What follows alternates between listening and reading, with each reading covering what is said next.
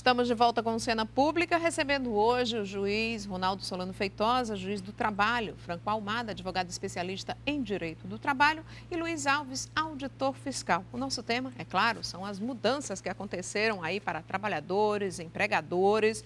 E no ano de 2020, aqui eu tenho alguns dados sobre denúncias que já chegaram aqui até o Luiz, né? Muitas denúncias, mas o ano de 2020 trouxe mudanças para as pessoas que enfrentaram um lockdown. Então, foram trabalhadores que tiveram que se acostumar em casa, tentar arrumar uma internet melhor para poder fazer aquele trabalho. Só que, aos poucos, todo mundo foi tentando se adaptar, as empresas, os trabalhadores, e parece que deu tão certo que agora as empresas estão optando por fazer isso. Eu vou começar com o Luiz. Vamos lá, Luiz. As empresas estão querendo deixar os trabalhadores mais longe da sede e mais perto de casa? Vamos lá. E isso não é tão bom assim? Pois é, o teletrabalho, na verdade, já existia, né? Não tem uma novidade com a pandemia, já existia desde 2011, a CLT já tinha sido alterada para permitir. Aí a reforma trabalhista deu vamos dizer assim, uma regulamentada, né? Deu uma regulamentada nessa situação. E na pandemia veio, vamos dizer, o teste do teletrabalho. De fogo, teste de fogo. O que é o teletrabalho, então? Que é conhecido também como home office, aí esse linguajar home office, teletrabalho, trabalho em casa, enfim, se mistura, né? essas denominações. O que é que tem que ser chamado a atenção? Isso realmente tem um lado bom para o trabalhador, ninguém pode negar. O trabalhador está perto da sua família, do seu filho, de um pai, de uma mãe que está em situação, né, especial de saúde. E tem um lado bom para a empresa. Economia de água, economia de luz, economia de telefone, não precisa dar o vale transporte, porque não vai ter deslocamento. Então, nós temos economia de um lado, economia do outro, temos vantagens. O que é que aconteceu com a pandemia e algumas denúncias que a gente recebeu? O excesso de jornada, que a gente já esperava que isso terminasse acontecendo. Porque, teoricamente, quem trabalha nessa situação não tem controle de jornada, teoricamente. Parece aquela frasezinha de carnaval, não tem hora para acabar, não né? Não tem hora para acabar. A alegria não tem hora para acabar. Você tem hora para começar o trabalho, mas não tem hora para terminar. Então, assim, nesse caso, teoricamente não tem controle. Mas a gente sabe que com a tecnologia de hoje tem como controlar o trabalhador. Você tem como controlar com WhatsApp, com e-mail. Ora, se eu passo uma mensagem e digo, olha, mande um orçamento até meia-noite. Eu estou dizendo o quê? Que até meia-noite você tem que mandar um orçamento. Então, isso sim vai caracterizar. Você vai passar do seu horário comercial. Normal. Exatamente. Do famoso horário comercial das 8 horas trabalhadas. Resultado. Isso explodiu, com certeza. Agora, qual é a dificuldade para fiscalização? Como é que vai para uma casa, residência fiscalizada? Não tem como. Até porque muita gente não quer que entre em casa por causa da pandemia. Tem a pandemia e tem a questão constitucional que a gente não pode entrar em residência, né? A não ser autorizado. E isso, nós não temos braço para isso, a fiscalização não tem braço. Então vai sobrar para o judiciário, com certeza. Agora, eu não sei se eu vou lhe deixar num aperto ou Diga se aí. você já passou por essa situação. Porque muitas residências são o endereço do MEI. Do MEI. Então, ela deixa de ser residência para ser endereço comercial? Também Nesse caso, você pode entrar? Não. Aí o que é que a gente faz? Nesse caso, tem a chamada fiscalização indireta. Vai uma notificação para a casa dele para chamar para que ele compareça na sede do órgão para apresentar algumas justificativas, alguns documentos, etc. Aí o fiscal não pode adentrar porque é residência. Vou para o Franco Almada, que vai me dizer como é que isso chegou até ele, né? As reclamações dos trabalhadores, para que você leve para o doutor Ronaldo. Bom, por incrível que pareça, o teletrabalho, ele foi meio de muita fraude também, né, Luiz e doutor Ronaldo. Por quê? Porque, às vezes, o teletrabalho ele pode se dar, não necessariamente a pessoa está de frente ao computador, mas ela fica com o WhatsApp da empresa para responder mensagens. E diziam para o trabalhador o seguinte, o seu contrato está suspenso, mas fique só com o WhatsApp aí para responder essas mensagens para a empresa. Isso aí não é suspensão de trabalho. Isso, a pessoa está trabalhando, a gente pode vislumbrar até uma jornada reduzida, o que fosse, mas está efetivamente desenvolvendo seu trabalho. Pode ser a redução Pode ser a redução, mas não a suspensão nunca vai dela. ser a suspensão. E aí você pode provar com as mensagens no WhatsApp. Quem está em teletrabalho, seja utilizando ali rotineiramente um computador ou um simples WhatsApp, ou respondendo pelo menos a um e-mail, ele está trabalhando normalmente. Então, o primeiro cuidado que o trabalhador tem que ter é saber se o contrato dele está suspenso, ele não exerce nenhum tipo de atividade para a empresa, nem muito menos responder um WhatsApp. E a lógica do teletrabalho, pelo menos a lógica que deveria ser implementada nesse teletrabalho, talvez fosse dissociar um pouco da jornada, né? Isso aconteceu antes da pandemia, a gente estava até conversando aqui nos bastidores, com o serviço público.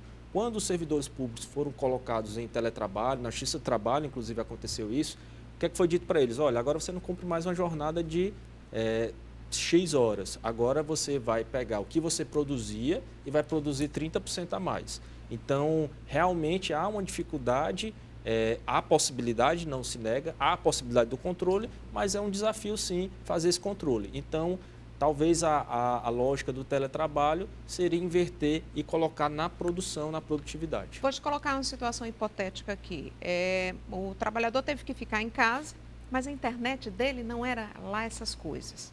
A empresa disse que não ia dar suporte, mas queria que ele trabalhasse, né? Ele teve que comprar ou mudar de plano, de operadora, seja o que fosse, para trabalhar melhor.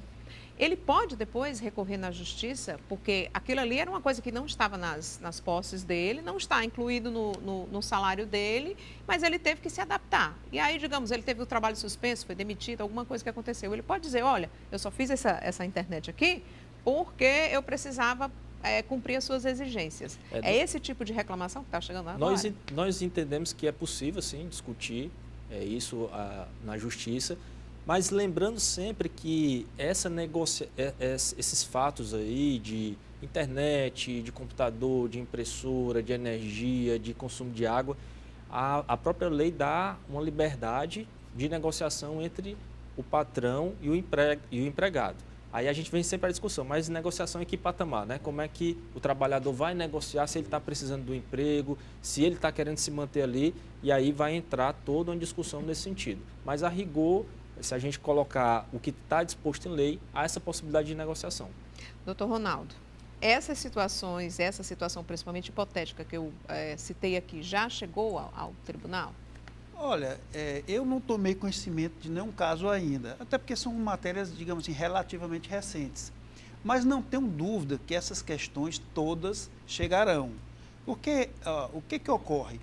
Os riscos do empreendimento é do empregador. O empregador aqui tem que fornecer todos os meios necessários para que o empregado execute as suas tarefas da melhor maneira possível, seja no local de trabalho, vamos dizer, no comércio, na fábrica, seja na sua residência. Ele não pode transferir esse ônus para o trabalhador.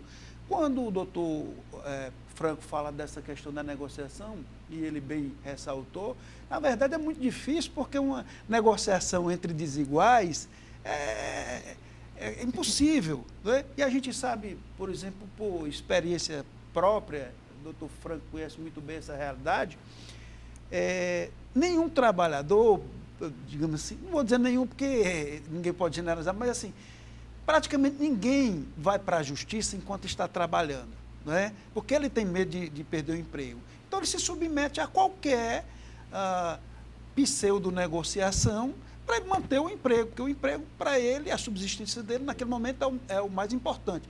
Evidentemente que quando ele é despedido, ele vai poder discutir todas essas questões. Se ele é efetivamente... Até porque ele juntou aquele rancor durante todo o tempo. Isso, foi alimentando. Mas importante sempre não basta alegar. Todas essas questões você tem que produzir provas, né? Então, quando você achar que o seu direito como trabalhador está sendo aviltado, você começa a reunir essas provas, perfeito. Né? Mas ela tem um prazo de validade. Enquanto você está no curso do contrato de trabalho, a prescrição ela é de 5 anos, né? Depois que o contrato de trabalho é extinto, você tem 2 anos para poder você ajuizar aquela ação e postular tudo aquilo que você entenda devido.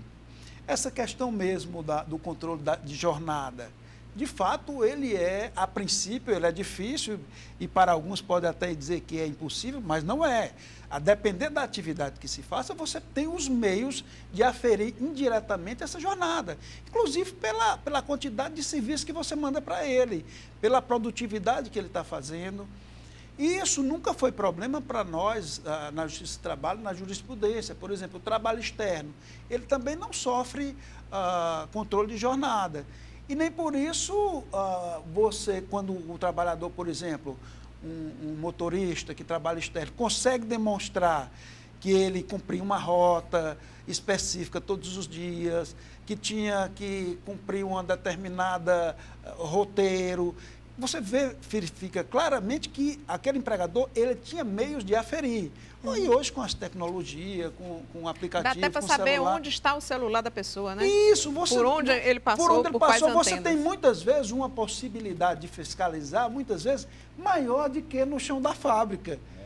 Né? Então, hoje, essa questão, ela perde muita, digamos assim, enfraquece muito essa tese de que não é possível se fiscalizar. Quem trabalha em alguma coisa intelectual, o sujeito sempre está se logando nos programas daquela empresa, enfim, tem N possibilidades, como o doutor Franco acho que mencionou aqui, essa questão de muitas vezes mensagens por WhatsApp, mensagens por e-mail, enfim. Rede social. Rede social, as maneiras são as mais diversas possíveis. E isso ocorre muito na prática, né? Essa fiscalização por redes sociais, né? O empregador pode fazer isso? E só, Carla, pensando aqui no que o doutor Ronaldo falava, e uma dica para a empresa que quer, por exemplo, regulamentar e não correr risco, e que trabalha com esse sistema logado. A partir da hora tal, ninguém consegue mais logar. Perfeito, derruba. Pronto. Tranca, né, o sistema. Tranca. O trabalhador tentou, se a atividade dele for essa, de acessar um sistema, ele tentou, a partir daquela hora, não. Morreu a discussão, digamos Fechou assim. o sistema. Mas essa questão do fiscalizar, do contratar, eu vi muito rapidamente hoje uma notícia de que alguém tinha sido demitida por uma rede social. Isso é possível já, hoje? Bom, Pelo Facebook, pronto, lembrei agora. Foi demitida pelo Facebook por causa de uma postagem que tinha feito. Certo. A comunicação se dá por rede social ou por algo que ela tenha feito na rede social? Não, foi feita a postagem e o empregador disse, você está demitida. Por conta Amanhã dessa passa a RH. postagem. Pronto. As duas coisas. Amanhã passa a RH. Isso aí não é nenhuma novidade da pandemia também, já estava realmente acontecendo. Eu tive, inclusive, alguns casos sobre isso, de postagem que, no entender da empresa, acabaram ofendendo a empresa e ela demitiu o funcionário por justa causa em razão desse tipo de postagem. Uma novidade que tem nesse tipo de demissão é essa comunicação se dá toda através das redes sociais, o que foi algo, digamos assim, que sofreu um avanço maior na pandemia, né? Tinha algumas formalizações, como esses acordos de banco de hora, acordo de férias, que era exigida uma formalidade maior, assinatura, comparecimento, testemunha. E com a pandemia, logicamente, foi se utilizando mais o WhatsApp, o Instagram, para fazer até essas formalidades, até essas alterações contratuais, né? Então, é possível sim a demissão tanto ocorrer por algo de rede social, algum comentário, alguma atitude do trabalhador que exponha, de certa forma, a empresa ali na rede social, quanto a comunicação também se dá através dessas redes. Agora, é importante ter em mente um detalhe, que, por exemplo, às vezes você, por exemplo, numa postagem, o empregador fazer essa demissão, digamos assim, sumária, pode gerar um problema que é a exposição desse trabalhador. E isso no exemplo, a demissão ela ainda teria sido de uma forma exposta, né? Exposta. Então, assim, porque uma coisa é ele, por exemplo, mandar ali no privado para ela, na rede social, no direct, olha, você está despedida por isso, por aquilo, mas só quem está tomando ciência é ela diretamente. É a própria envolvida. Outra coisa, e aí assume uma gravidade, digamos assim, na minha compreensão, ele, na própria rede social, publicizar aquilo bom ter essas causa, interpretações de um juiz aqui também. Porque isso pode gerar uma eventual indenização por danos morais, enfim. Aí já seria um abuso do direito dele. Ele teria o direito de demitir, em tese, né, se for um fato grave, mas se recomenda, logicamente, que se faça no ambiente privado. E aí cabe né? uma indenização. E aí, se ele abusar o direito constrangendo da pessoa publicamente, aí sim. O constrangimento. Eu estou só com um relatório, né, do que foi feito até agora das fiscalizações. Certo. Foram 3.063 denúncias, essas desse ano já, referente ao ano de 2020. Por registro foram 910, por salário 1.568. É porque o salário é abaixo do mínimo? Não, é pagamento em atraso. Ah, tá. Trabalho infantil 47, por FGTS é por não depósito, né? Não depósito. 750 denúncias, pagamento de rescisão contratual. Atraso. 500 é atraso, né? O bem, que no caso é o benefício Emergencial. 316. Aqui é pessoas que receberam...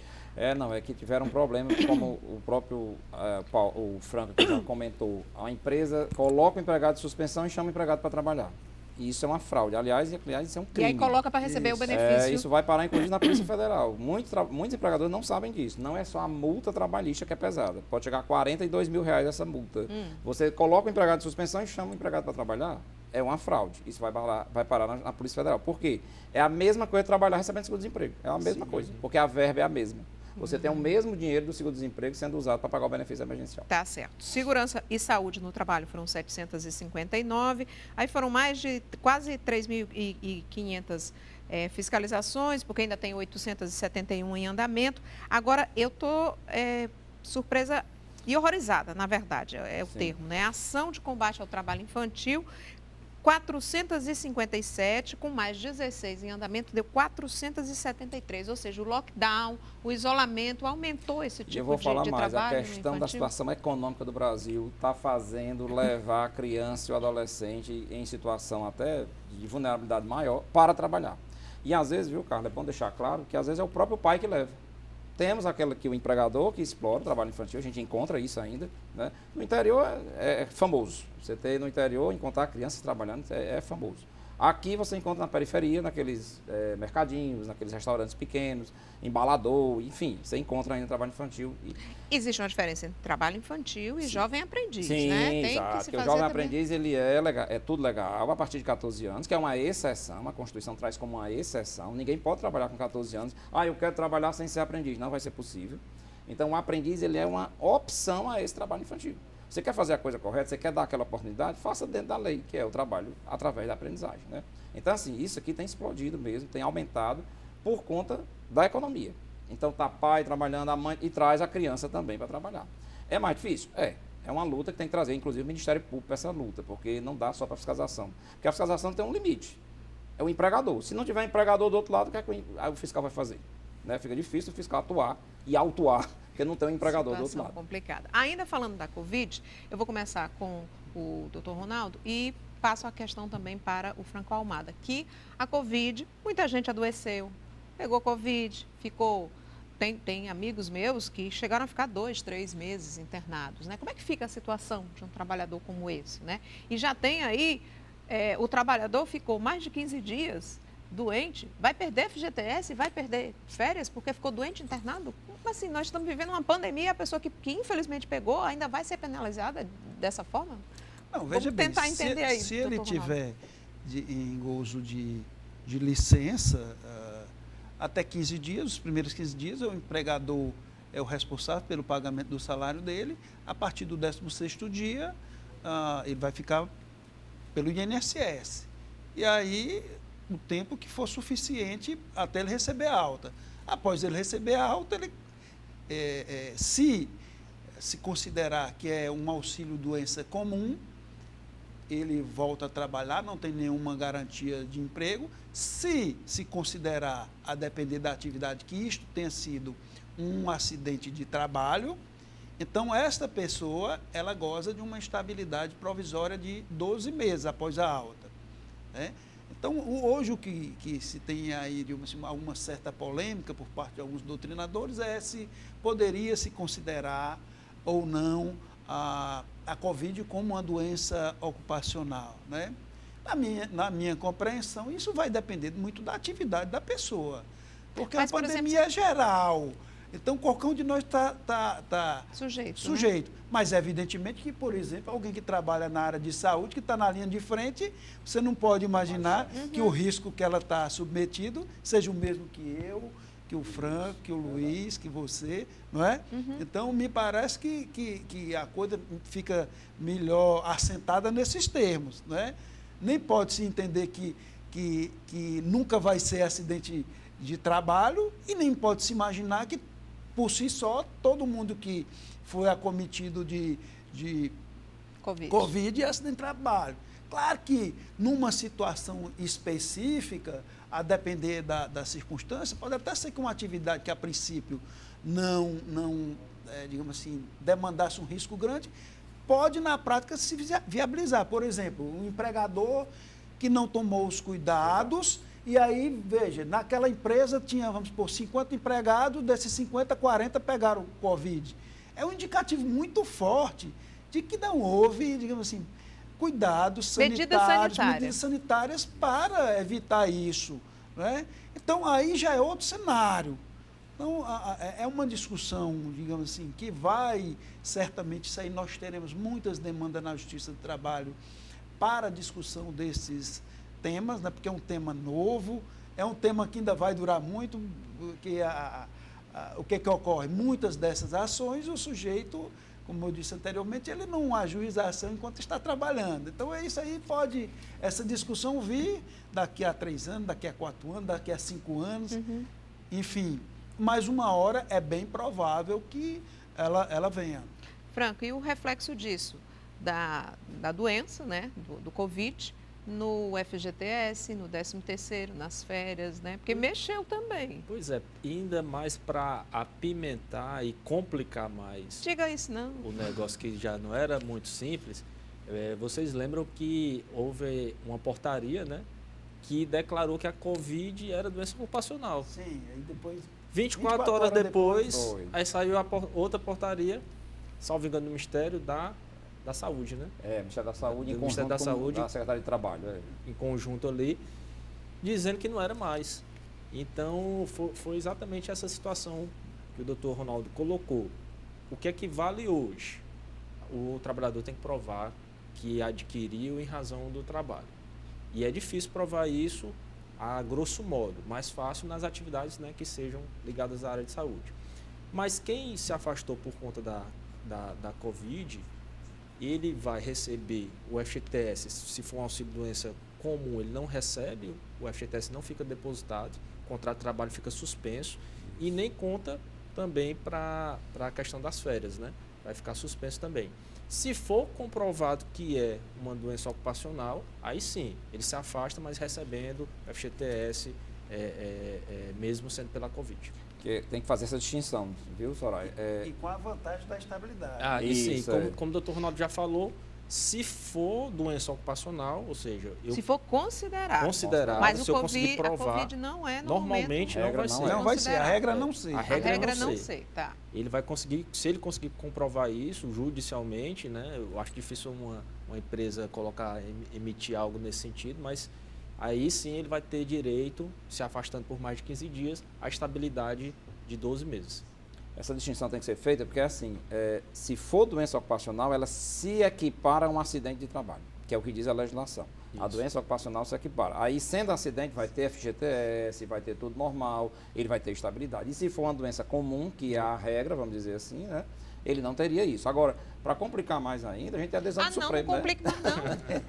Que a adesão do Supremo tinha um artigo de uma medida provisória que dizia que não era doença ocupacional. Aí o Supremo derrubou esse artigo. Aí todo mundo entendeu que automaticamente seria, mas não é bem assim. É a questão do nexo, tem que ter um nexo de causalidade.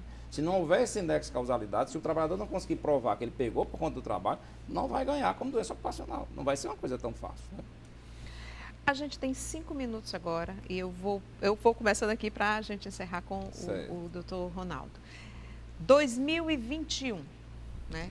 Quais são as perspectivas para o trabalhador, para o empregado, para o trabalho, né? Para o ambiente de trabalho de uma forma geral, na sua visão, que é auditor fiscal, Luiz? Bom, vamos lá. Para 2021 a gente sabe que ainda vamos ter alguns resquícios ainda de 2020, com certeza. Nós vamos ter muita demanda, com certeza, de fiscalização, isso não vai parar. Nós vamos ter problema aí que vai ficar para 2021, não recebimento do benefício correto, empresas que descumpriram o benefício.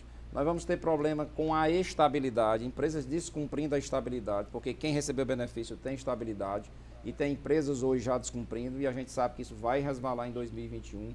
Temos ainda uma série de recursos, de problemas de benefício emergencial, que isso quem resolve é o Ministério da Economia. Então, assim, a pandemia ainda vai nos acompanhar com certeza até a vacina chegar. Então, no mundo do trabalho, eu acredito que ainda vai ser um desafio, pelo menos até o próximo semestre. Você tocou num ponto que eu vou passar para o Franco. As empresas vão poder exigir que o trabalhador se vacine? Eu acredito que essa exigência da vacinação, ela vai ser, digamos assim, a discussão mais acalorada que vai ter em todos os setores, né? Penso que a depender da função que o trabalhador vai exercer, ele pode sim ser exigido a vacinação. Mas essa discussão, eu nem me arrisco aqui a tentar fechar agora. Talvez até digamos assim, indiretamente consiga fazer isso. Eu estou vislumbrando aqui, tipo, como assim? Por exemplo, o salário família. Tem as exigências. Tem as exigências. Então, os filhos têm que apresentar carteirinha de vacinação dos filhos. Então, assim, se o governo quiser, mas me parece que não, né, infelizmente, você faz isso indiretamente. Não é? Uhum. Então, assim, para ter direito a tal coisa, você precisa comprovar que está com a vacinação em dia. Mas talvez nosso problema seja exatamente esse. Agora, o problema é que, como o que nós vimos acompanhando aí o que se passa no mundo político, infelizmente se politizou essa questão da vacinação, o que é muito ruim para a população, não é? E a sinalização do comandante maior da nação é exatamente no sentido inverso, não é? Então, isso aí pode ser até, digamos assim, mais um ponto de tensão na relação empregado-empregador, né? Porque, imagine aí, a situação do empregador dizer o seguinte, olha, eu colocar também um empregado que se recusa a vacinar dentro da minha empresa e se ele contamina os demais... Você é responsável. Eu sou responsável eventualmente, então isso aí traz um ingrediente, de fato, complicado para o meio ambiente do trabalho. Mais alguma coisa para fechar? Fechar bem rápido, só a grande dúvida que seria a questão do 13º e das férias, né? Quem teve o contrato de trabalho suspenso, ele não vai ter a contagem para fins de 13º e de férias, ou seja, aquele trabalhador que ele teve contrato suspenso por 3 meses, ele vai tirar esses 3 meses da contagem proporcional do 13º, e também ele vai ter que trabalhar mais 3 meses para adquirir as férias. Já quem teve o contrato de trabalho reduzido, e a jornada reduzida no contrato de trabalho, ele não vai ser afetado por isso. Então, vai contar normalmente pelo 13º e para as férias. E para a gente encerrar, a sua última palavra, doutor Ronaldo. Finalmente, aqui agradecer, né, e dizer também das minhas preocupações, porque, assim, o que a gente verifica é que, nos últimos anos, tudo que se faz de alteração legislativa é sempre baseado em 2 premissas, que dar segurança jurídica e gerar empregos. E são 2 coisas que nós não temos visto.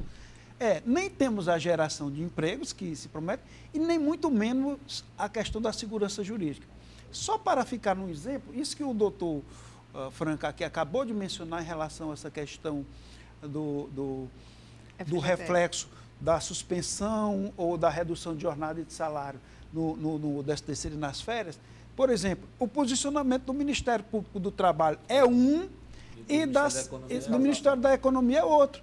Olha, veja o risco que se tem numa situação dessa. Então, isso é só um pequeno exemplo, mas todas as normas que foram editadas nos últimos anos, elas estão todas, digamos assim, são de discutíveis constitucionalidade. Então, algo terrível. Eu acho que esse vai ser mais um tema para eu trazê-los aqui em 2021.